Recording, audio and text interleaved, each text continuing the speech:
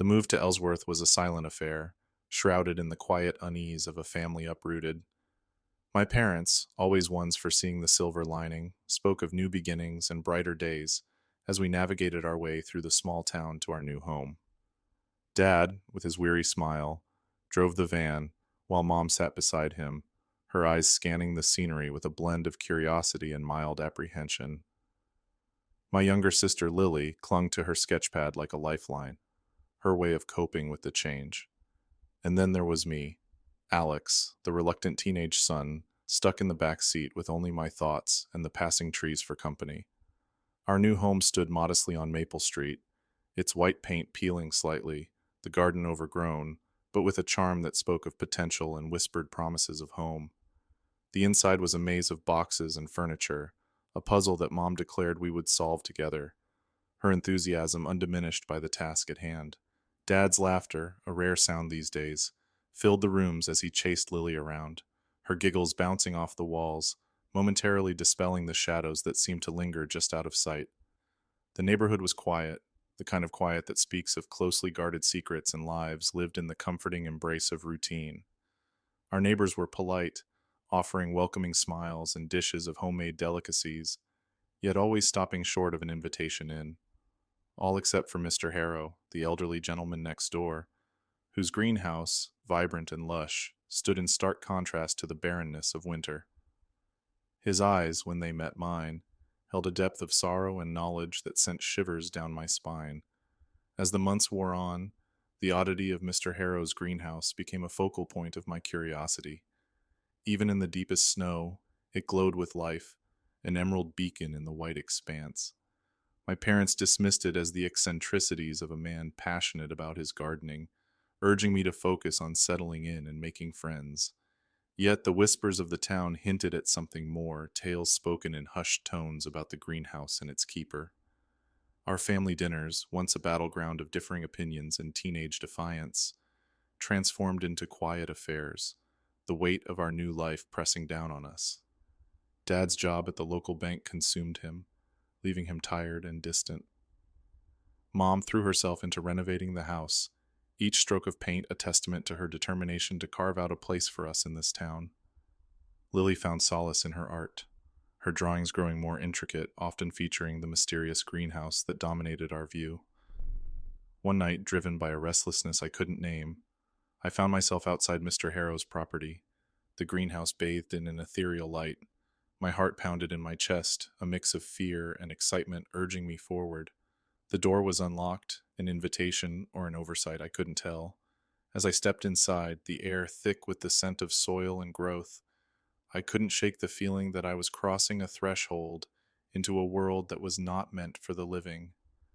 The decision to explore the greenhouse marked the end of my innocence, the beginning of a journey into the heart of Ellsworth's darkness. The secrets it held would test the bonds of our family, challenging us to stand together or fall apart under the weight of truths too horrifying to bear. The interior of Mr. Harrow's greenhouse was a world unto itself, a lush oasis that defied the starkness of winter. Vines crept along the walls like serpents, their leaves glistening with a vitality that seemed unnatural. Flowers bloomed in hues so vibrant they hurt my eyes, their petals unfolding with an eagerness that suggested a hunger for more than just sunlight and water. The air was warm, heavy with moisture, and a faint underlying scent that I couldn't place, something dark and slightly sweet. As I ventured further, the layout revealed a meticulous organization, each plant carefully positioned to receive the perfect amount of light, the soil beneath them rich and dark. It was mesmerizing the way the plants seemed to move in the periphery of my vision, as if they were alive in a way that went beyond the biological. I reached out, my fingers brushing against a leaf, and felt a shiver run through me, an instinctive reaction to something fundamentally wrong. I heard him before I saw him. "It's beautiful, isn't it?" Mr. Harrow's voice was soft, almost lost among the rustling of the leaves. I turned to find him standing there, a silhouette framed by the vibrant green around him. His eyes held a mixture of pride and something else, a sorrow that seemed to deepen as he gazed at his garden. "Each plant here tells a story," he continued, his voice gaining strength. a story of life, of survival against the odds. His presence should have alarmed me, the realization that I was trespassing hitting home, but there was something about him, something that invited trust. We spoke, and he told me of the plants, of their origins from all over the world, each one requiring a delicate balance of care and attention. He spoke of them as if they were his children, and in his eyes I saw a loneliness that echoed my own feelings of displacement. The greenhouse, he explained, was his life's work, a testament to his wife's memory. She had been a botanist, passionate about the power of plants to heal and harm. Together, they had dreamt of creating a space where nature's most extraordinary specimens could thrive. Her death had left the project in his hands alone, a burden he bore with a quiet dignity. The odd vitality of the greenhouse was a result of his experiments with hybridization and grafting, an attempt to push the boundaries of what was naturally possible. As I left that night, the warmth of the greenhouse at my back, the cold air felt sharper, the world outside more desolate. Mr. Harrow's stories had woven a spell over me, the greenhouse no longer just a curiosity, but a sanctuary of secrets and life, a place of beauty born from grief and obsession. I found myself drawn back to it, night after night, each visit peeling back the layers of Mr. Harrow's world, revealing the depths of his dedication and the darkness that such dedication can breed. The bond that formed between Mr. Harrow and me was an unlikely one, built on shared secrets and silent understandings. My family noticed the change in me, the way my restlessness seemed tempered by my nocturnal excursions. They questioned, they worried, but I kept the truth from them, protective of the fragile world I had been granted access to. Little did I know that my silence would lead us all further into the heart of the mystery, a path from which there was no turning back. As winter melted into spring, the town of Ellsworth bloomed into life, yet the allure of Mr. Harrow's greenhouse only deepened for me. The transformation outside did little to dim the vibrancy within that glass haven. If anything, the contrast made it all the more otherworldly, a secret garden that defied the rules of nature. My visits became my escape, the one place where the confusion and isolation I felt in moving to this new town seemed to vanish amidst the whispering leaves and perfumed air. However, as the snow receded, revealing the earth beneath, so too did the layers of mystery surrounding Mr. Harrow and his greenhouse begin to peel away. It was during one such visit, under the guise of helping Mr. Harrow transplant some delicate ferns, that I stumbled upon a truth so dark it threatened to shatter the tranquil facade of our small town. Buried beneath the ferns, hidden from casual glances, I found what looked to be an old, intricately carved box. Its surface was etched with strange symbols, not unlike those you might find in ancient texts speaking of alchemy and otherworldly realms. Mr. Harrow's reaction to my discovery was swift and sharp, a sudden flash of fear in his eyes that he quickly masked with a strained smile. "Just an old family heirloom," he explained, though his voice trembled slightly. "Best left untouched, Alex. Some things are better left buried." His words echoed in my mind, a warning or perhaps a plea. It was the first crack in the image of the benign old gardener that I had grown to know. The incident ignited a burning curiosity within me, a need to understand what lay at the heart of Mr. Harrow's greenhouse and, by extension, Mr. Harrow himself.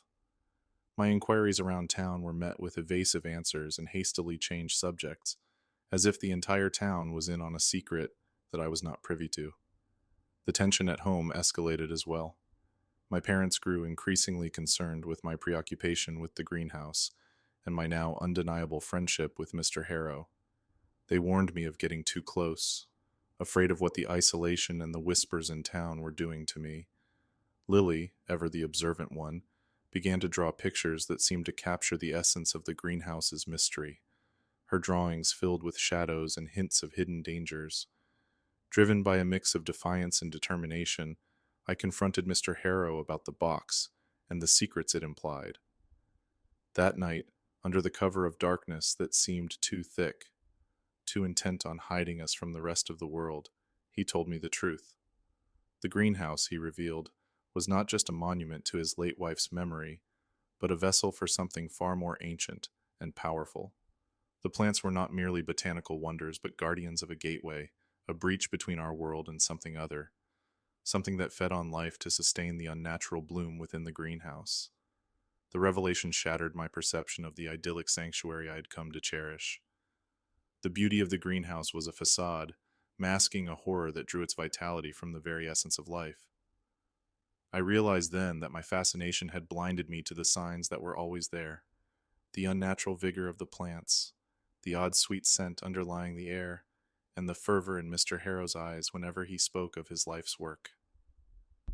As I left the greenhouse that night, the weight of the truth heavy on my shoulders, I knew that my relationship with Mr. Harrow and the greenhouse had irrevocably changed. The knowledge I now possessed was a burden, one that was hard to bear. The secrets of the greenhouse, fed by darkness and death, threatened not just me, but my family and the entire town of Ellsworth. As spring unfurled its leaves and flowers across Ellsworth, the truth about Mr. Harrow's greenhouse settled heavy in my soul. My every thought circled back to the darkness lurking beneath the verdant life encased in glass, a malevolent force cloaked by nature's beauty. With my family wary, but unaware of the depth of the peril, I felt the weight of responsibility squarely on my shoulders. It was a burden I had to bear alone, a solitary sentinel against a hidden enemy. The decision to act came on a rain-soaked evening when the rest of the world seemed to retreat into the warmth of their homes.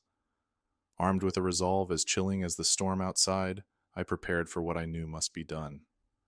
I couldn't risk involving anyone else, not when the stakes were as high as the potential backlash of tampering with forces that bordered on the supernatural. I approached Mr. Harrow earlier that day, under the pretense of a casual visit. The old man's eyes, clouded with secrets, had watched me intently, a silent acknowledgement of the unspoken between us. "I can't let it continue, Mr. Harrow," I confessed, my voice low but firm. His nod was resigned, the creases in his face deepening. "I know, Alex. I've always known it would come to this." There was no accusation in his voice, only the weary acceptance of the inevitable. As dusk melded into the dark blues of night, I made my way to the greenhouse with nothing but a flashlight and a canister of gasoline hidden in my backpack. The wind howled, bending trees to its will, as if protesting against what I was about to do. Inside the greenhouse, the air was thick with the scent of earth and life, the plants oblivious to their impending doom. My hand trembled as I unscrewed the cap of the gasoline, the liquid's pungent odor rising in the humid air. With each step along the aisles, I splashed gasoline on the fertile soil and over the vibrant, unsuspecting foliage. The flowers seemed to watch me, their blooms turning towards me as if in accusation. In the heart of the greenhouse, where the energy felt most oppressive, I paused. Here the air pulsed with a sinister rhythm, the plants more animated, and the sense of something otherworldly at its peak. I doused this area liberally, ensuring the destruction would be complete. Stepping outside, I fished the lighter from my pocket, my heart pounding a frantic rhythm. The storm overhead cracked a whip of lightning, illuminating the greenhouse in surreal flashes. With a flick of my wrist, I tossed the lighter through the open door. The flame caught with a whoosh, orange and red blossoms of fire licking up the walls, consuming the gasoline-soaked plants.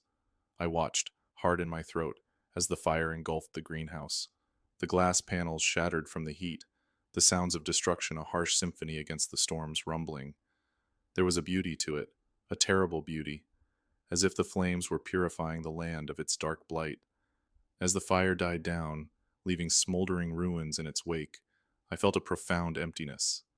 The deed was done, the threat contained, but at what cost?